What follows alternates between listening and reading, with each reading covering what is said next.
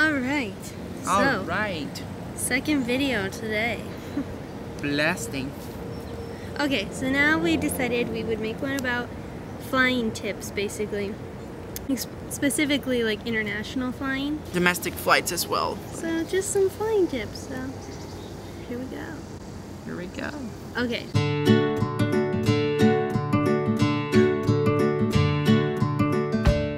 So always like in the same day as the flight or a few hours before the flight, make sure your reservation is still there. Yeah. If I hadn't done that one of the times I went to see Taylor, I would have been really screwed because they changed the time on my flight, but they didn't like send an email or anything warning us. You can go onto their website and check flight statuses. Yep. Because they won't always tell you if they make it earlier or later. They don't always tell you.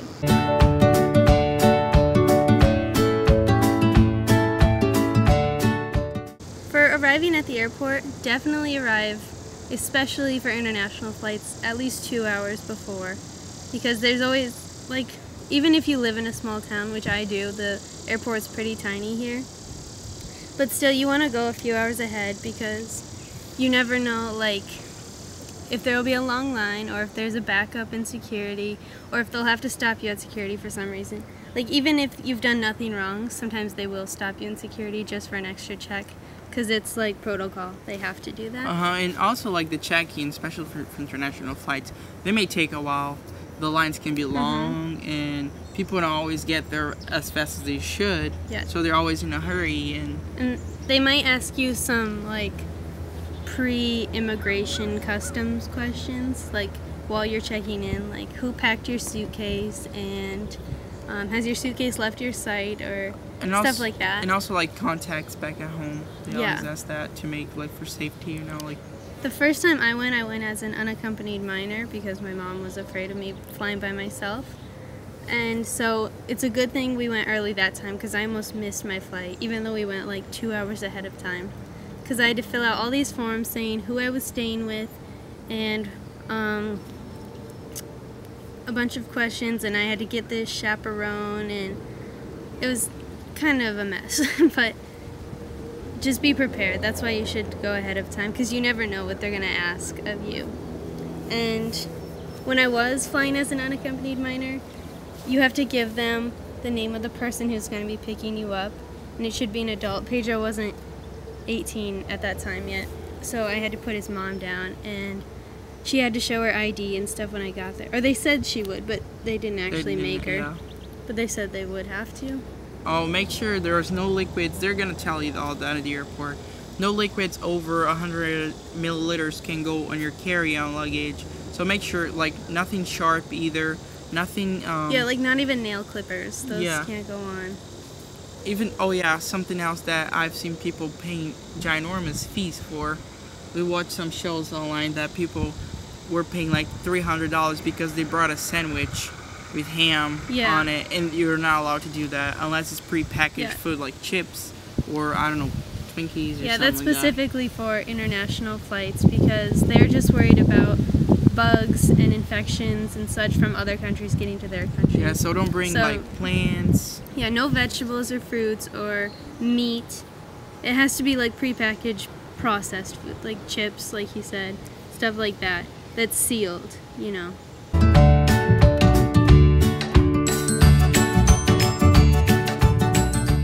Yeah, for security, for your own comfort too, I highly recommend don't wear belts, don't wear too much jewelry, even hair pieces. I remember one time I was coming back, I had this clip in my hair that he had given me, and it was metal, and I kept going through the security, like the metal detector, and it kept beeping, and I was like, oh my god, they're gonna think something's wrong with me. And then finally the lady looked at me, she's like, do you have something in your hair? I was like, oh yeah, and I had this metal clip in my hair, and so that could have been bad if I kept setting the alarm off, you know, they could have taken that really badly. So just make sure you don't have any metal on you when you go through, no change in your pockets. Yeah. You have to take your shoes off in the United States. That's something Pedro didn't know, because in other countries you don't always have to take your shoes off to go through security. In the United States, you do. So it's pretty good to wear like sneakers so you can have socks on, so you're not walking barefoot through the airport. Another thing, gross. this time I didn't bring my laptop. That's another thing that takes a lot of time, because you have to take it out sometimes out of your carry-on luggage. Yeah, it cannot go in your bag. It has to go in a separate tote when it goes through the X-ray machine. Yeah, and it sucked. So this time I didn't bring my laptop because Taylor has hers, and yeah. I don't think you have to take tablets or phones out. Phones, I know you for sure don't have to. Yeah. And I don't think you do for tablets either. When you go through security, before you get there, they're going to ask to see your passport and your tickets. And then you'll get to a line, and there'll be buckets, and that's where you'll put all your stuff, even your jewelry that you're wearing, or your belts, or the change in your pocket. So basically you just have clothes on when you go through. You walk through a metal detector, and your stuff goes through an X-ray machine at the same time. Then when you pass through the metal detector, it shouldn't beep if you have taken everything off. And then you'll meet up with your stuff on the other side, and you'll take it back. Then you go to your gate from there.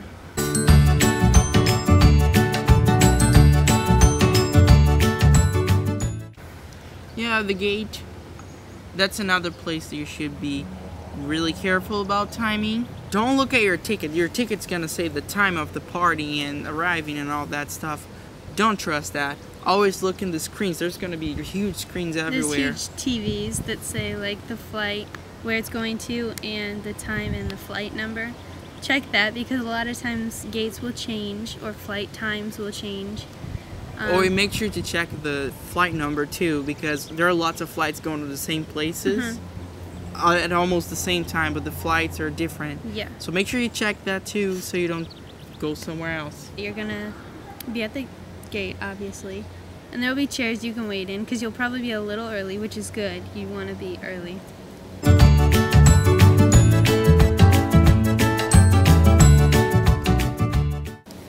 And once they start boarding, it's pretty simple. You just look at your ticket, and it'll usually say a zone, like it'll say what zone you're in.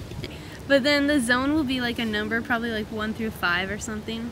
Or group. That's what mine says, group. Something like that. And they'll call you up by zones. And so it's usually like military will go first, or people needing extra time to board. So if you have like a small child or something, they'll let you go first. Elderly people. Yeah. Or if you're in a wheelchair, stuff like that, you can go first.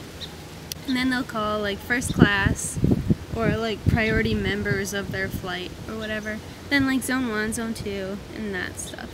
And in case you forget lost or something, just ask the person around you, like, oh, what zone are you in, or what group are you in, and make sure. So just talk it out, and you're doing fine. And it's really not a big deal if you go on with a different zone. They won't get mad at you or anything. Yeah. It's just to make it more efficient.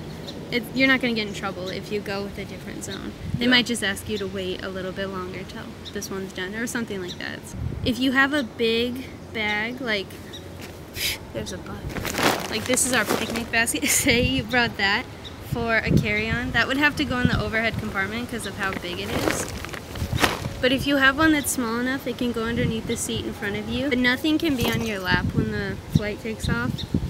If you need to get to your bigger bag that's in the overhead compartment, they'll let you, as long as you wait until you're like, what's the word, like sustained or something in the air. If you're worried about snacks and stuff, most flights will at least provide like a drink, like a pop or pretzels or peanuts or some cookies. And snacks. We have to go on overnight flights when we go to visit each other, and it's like about 10 hours per se, and they'll usually provide us like dinner and breakfast.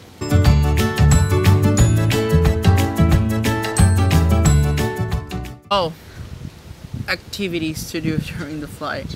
Best activity to do during a long flight is sleeping, because then the time goes by really fast. Yeah, or read a book. Like overnight flights will provide TVs so you can watch movies and stuff, and that really helps because it makes it go a lot faster. If you have like handheld gaming devices, I think that'd be good, like a Game Boy or a... Game Boy, really? I mean, that's the only one I ever had. Or like a Nintendo DS. You're stuck in the 90s. What's the other one, like a PS3 or something? PS3. What? PS3's huge.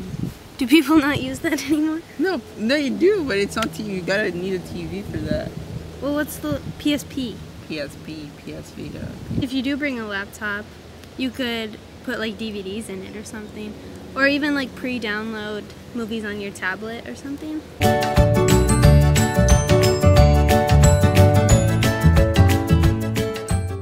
Alright, and then once you're landing, same thing as taking off. You have to have all your stuff underneath the seat and seat upright and tray up. The flight attendants are gonna walk down the aisle, making sure everything's right. They'll pick up trash and stuff. Once you land, it might take a while depending on how big the plane is. And everyone wants to like get out right away. I mean, there's not really a way, any tips or tricks to get out any faster than the rest of them.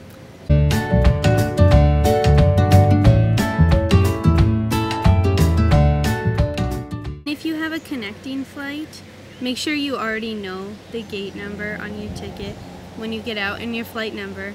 And once again, check the screens, make sure it's still at the same gate, same time, and find it as quick as you can. Even if you have a few hours, it's good to find it before. Then you can go have lunch or whatever while you're waiting. But make sure you find it first so you're not rushing at the last minute. Yeah. Well, what you described right now would be a domestic connecting flight. I had to stop in Miami to then go to Chicago.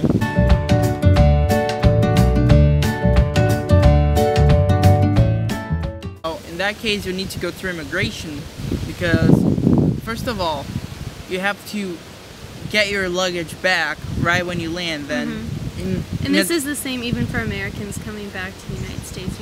It's basically the same process as what he's describing. Yeah. So in a domestic flight, you wouldn't have to pick your luggage back up. But then since you're coming into the United States, you gotta pick your luggage back up.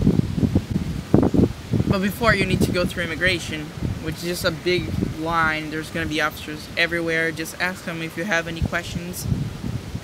And that's where they're gonna ask you the questions and stamp your passport, making sure you can't come into the country. So then you're gonna have to go through security again to get inside the United States.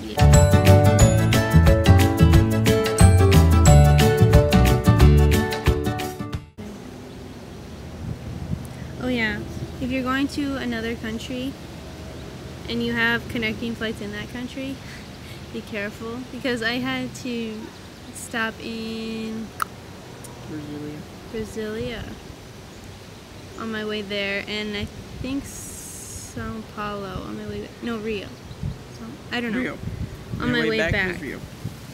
Yeah, and that was really scary for me because I don't know Portuguese very well, and like there are a lot of people that speak English at the airport, but I don't know, it's pretty different, so make sure you know like about their airport stuff there, because I don't know, I got really scared because they have a few things that are different, like I don't know, the way they board, like they took me on a bus to get to the plane, and that freaked me out a lot because I didn't know where we were going on the bus, and luckily there were some other people on my flight that spoke English that told me. But yeah, in Chicago you gotta take a train. Yeah. To go to your gate. A lot of big airports in the United States have trains. Like Atlanta does, Chicago does, I think Denver does. Yeah. So just be aware of like what could happen in the airport, especially if you're by yourself. And don't be afraid to ask people for help, and because that's what they're there for, you know. And if you don't know the language very well, I wouldn't recommend flying, like having a connecting flight in that country if you can help it. I mean, if you have to, I think you could do it, but it can just be scary. I don't know, maybe it's just me. I can't think of any other tips really. Vacuum bags rock, just saying. Yeah. It's just those bags that you put your clothes and stuff in, and you vacuum the air out or like press the air out, and it makes them really tight. It's good for packing. Basically it. If you have any more questions, my Ask box, Tumblr. You point at it? Hit me up. Alright, that's it. Bye, folks.